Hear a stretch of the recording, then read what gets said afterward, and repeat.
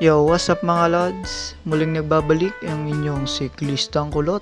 Muli tatambay tayo sa isang lugar na paborito natin tambayan. Walang iba kundi ang bike shop ni Kuya Mike sa may Namunga. Mike's Bike Shop. Yan, magkarating natin, umulan na. Lakas ng ulan na yan, siguro mga 10 minutes din yan na ganyan.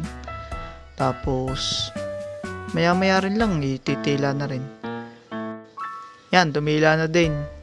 Yan o, biglang tila. Nagtaka kami ni Kuya Mike, biglang tila. Grabe ba?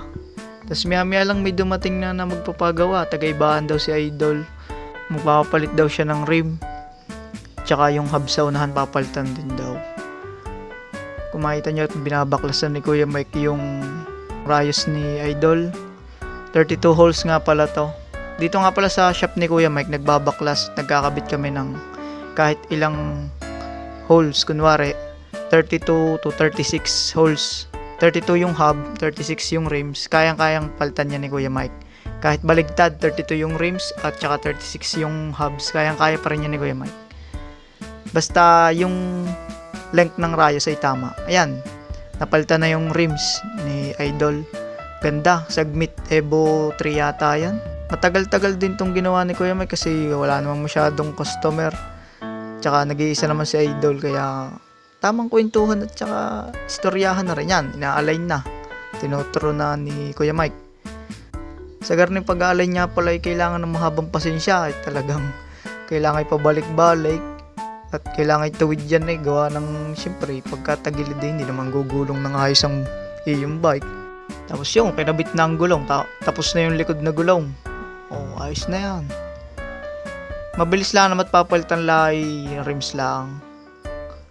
Dini sa unahan napapalitan ay hub at saka rims. Yan. Napagdesisyonan din nga pala ni Idol na ipabuksan na yung kanyang pre-hub at kita mo ang kalawang naman. Pero yan sinasabi ko sa inyo, Idol, kailangan tingnan ninyo ang inyong mga parts ng bike at baka pag hindi nagapay masira. Yan yung malakas ang kalaw, babawasan lang ng spacer. Yan, may special tool para diyan. Ang ikot niyan ay pahigpit para makalas. Ano daw? Clockwise ang ikot para makalas. Ako'y nalito rin diyan nung una. Sinerch ko pa rin. Pero yun, natapos din ni Kuya Mike agad. Tapos maya umpisahan na rin unahan. Yun, binabaklas na rotor kasi nga papalitan ng hub. Dandahan kayo sa pagkakalas niya. Dandahan si Kuya Mike. Gawa nang nadulas yung gayaan. Gawa maganit niya. Siyempre, kailangan ingatan para hindi mawalan tayo ng customer. Sadya namang napakaload ni Kuya Mike sa pagpapalit ng mga gayaan. Yun. Kabilis Napalitan na agad ng rims at saka hub. Ina-align na. Yun na may gayon din lang. Pareho lang yun ang sa hulihan.